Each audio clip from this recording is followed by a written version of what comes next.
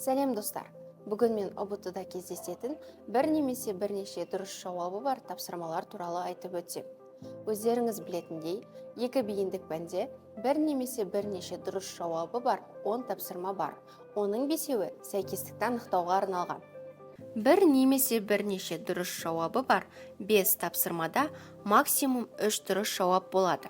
Яғни, бұндай тапсырмаларда 1, 2 немесе 3 дұрыс жауап болуы мүмкін.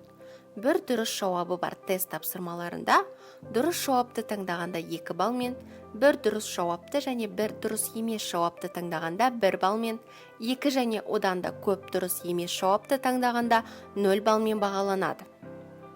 2 дұрыс жауабы бар тест тапсырмаларында 2 дұрыс жауапты таңдағанда 2 балмен, бір дұрыс жауапты таңдағанда 1 балмен, бір дұрыс жауапты және бір дұрыс емес жауапты таңдағанда 1 балмен, 2 дұрыс жауапты және бір дұрыс емес жауапты таңдағанда 1 балмен, 2 және одан да көп дұрыс емес жауапты таңдағанда 0 балмен бағаланады.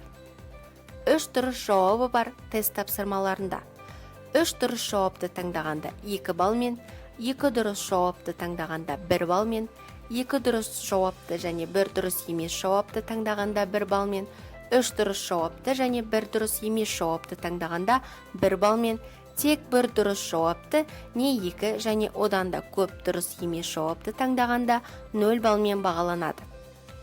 Сәйкестікті анықтауға арналған 5 тапсырмада бір немесе бірнеше дұрыс жауабы бар. Тапсырмаларын бағалауға ұқсас бағалау алгоритмі қолданылады.